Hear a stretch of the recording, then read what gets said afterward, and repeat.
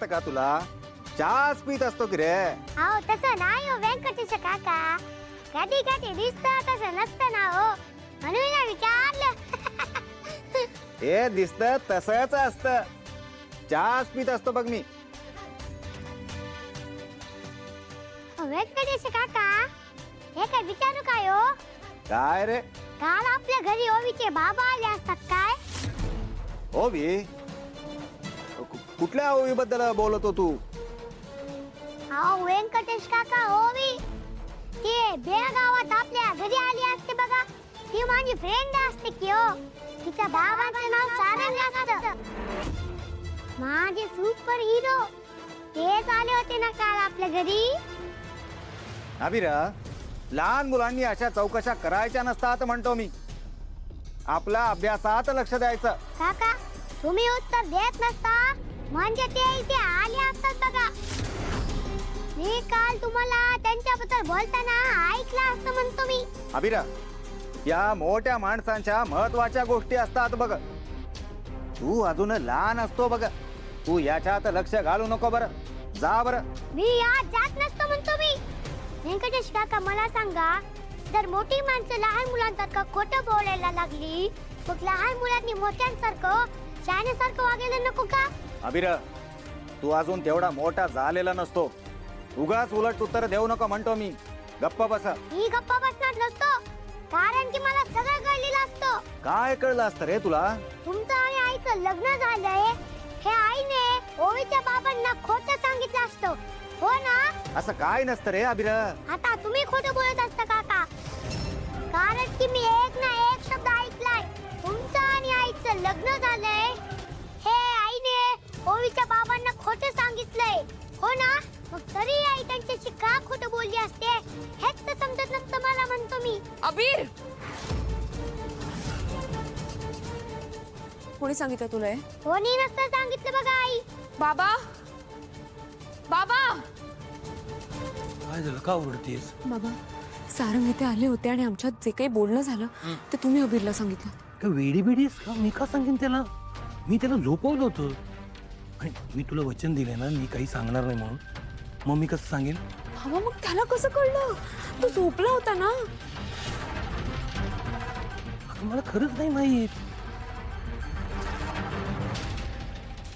अबीर, झोपला होतास ना तू? नाही आई, मी झोपलो नसतो बघा. तुमचा एक ना एक शब्द ऐकला असतो बघा मी.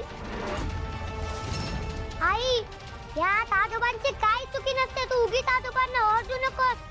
चर्चा तर रंगणार ना मोनिका डार्लिंग.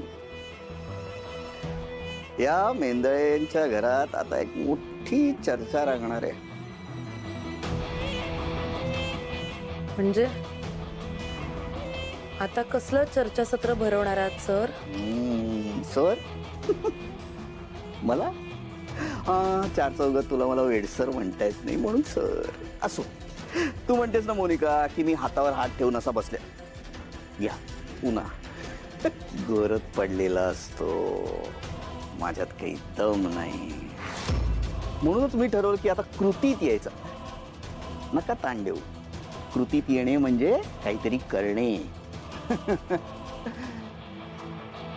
असा डाव फेकलाय ना तिच्यामुळे मेंदळे घरात वादळ आहे. वादळ? कसलं वादळ येणार आहे? हे बघ राजकुमार, जरा प्लीज स्पष्टपणे काय झालंय ते सांगशील का? नेहमी सारखी नुसती हवा मारतोयस. हवा माही पुण्यात राहतो आपण. तोंडाची वाफ दवडतोयस का असं म्हण. तुमच्याकडनं अपेक्षाच करणं चुकीचं आहे. असो, असं काहीतरी हाताला लागलंय, असं काहीतरी डाव खेळलाय की आता पूर्ण मैदान फक्त आणि फक्त आपलंच होणार आहे. काय बोलतोय? काय लागलं याच्या हाताला नक्की?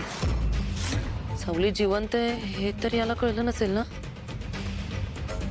देवा, या मूर्खाला जर हे कळलं ना तर हा सगळा प्लॅनचा कचरा करून टाकेल. नाही नाही नाही, मला आत्ताच याच्याकडून सगळं काढून घ्यावं लागेल.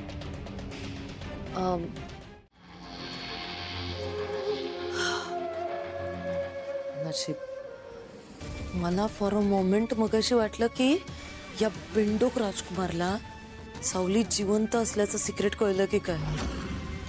पण नाही, याला तर काहीच कळलेलं नाहीये. हा बावळट अजूनही तिथेच अडकलाय त्या जमिनीच्या व्यवहारात. नेहमी असे हलके वरवरचे खेळ खेळत बसतो. पण मी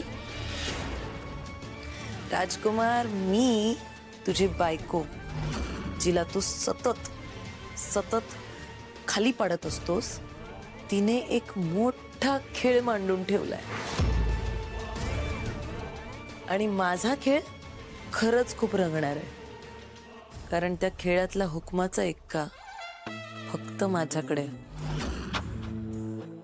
मला वाटतंय या घरात अशी मी एकटीच शहाणी बाई आहे जिने शोध लावलाय की सावली जिवंत आहे या शहरात आहे आणि ती कुठे आहे हे सुद्धा माहिती आहे. नाही मोनिका, नाही, असं लगेच निर्धास्तपणे राहायला लागू नकोस. माझ्या डोक्यात ना सतत एक शंकेची पाल चुकचुकतीये. मला असं खूप वाटतंय की त्या तिलोत्तमाला सुद्धा हे सगळं माहित असेल तर. तिने सावली जिवंत आहे हे माझ्या आधीच शोधून काढलं असेल तर. नाही, मला या सगळ्याची आधी खातर जमा करून घ्यावी लागेल. कारण त्या म्हातारीला जर काहीही माहित असेल ना तर मला आधी तिचाच पत्ता कट करावा लागणार आहे. आणि त्यासाठी मला माझा प्लॅन बी रेडी करावा लागेल.